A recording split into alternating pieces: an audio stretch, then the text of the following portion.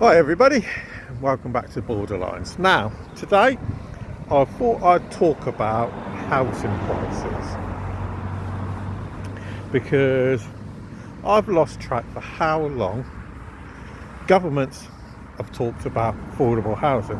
Our existing government claim they're going to build 1.5 million homes over this parliament, but what about affordable housing? So, if you was to look across the country, okay, whether in the south of England, right up to the north of England, what currently is the national average house price? Question for you. Get this. Over £296,000. Okay. Now where I live in Leon Solent. I live right by the sea. Okay.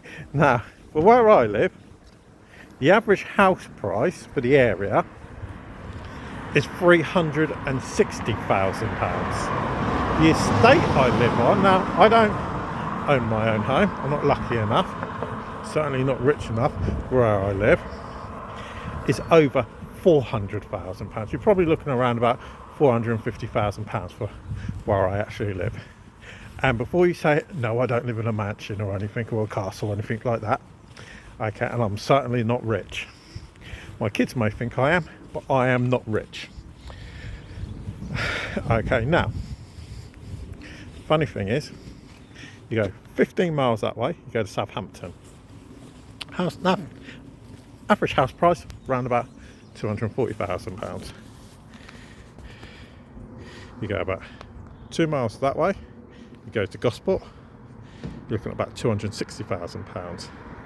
You go around about 5 to 10 miles, a bit further that way, and come to Portsmouth. Average house price £250,000. So the reality is, our house prices currently, short of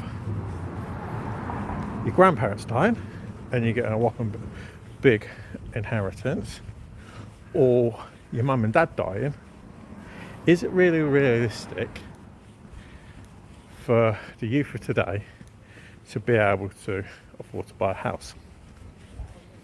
I would suggest probably not, unless you've done well in life, been lucky enough to be reasonably smart,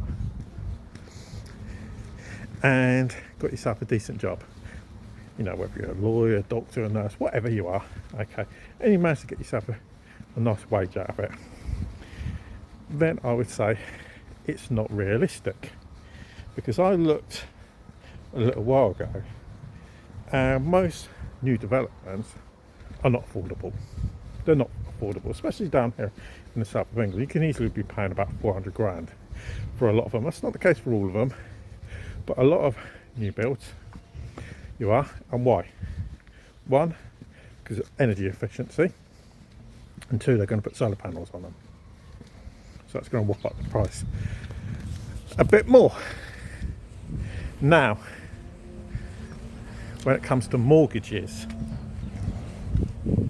now obviously the days are gone, or as far as I'm aware they're gone, of the days when you could get 100% mortgage.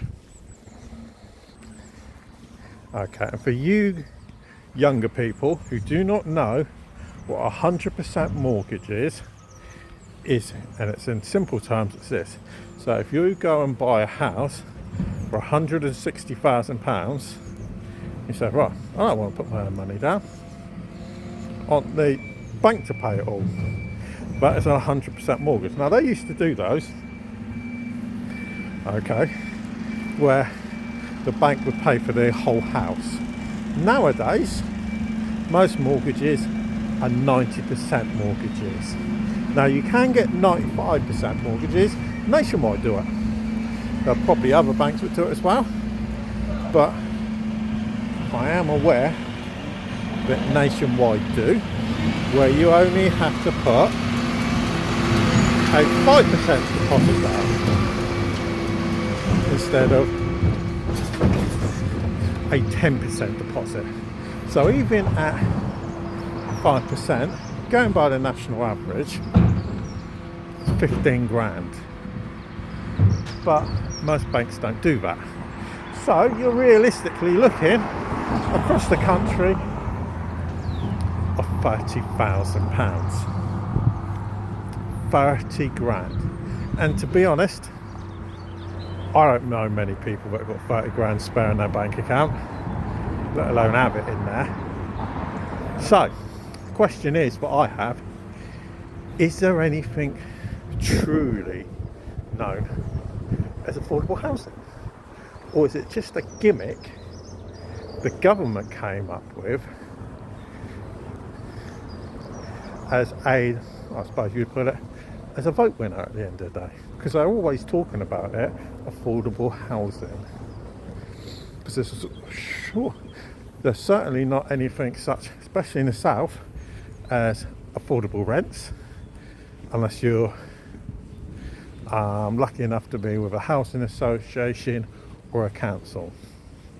So what I want you all to do is let me know, is there something really, and be honest with yourself, really as affordable housing? Let us know in the comments down below. Start a bit of discussion about it, and I'll come back to you all about it.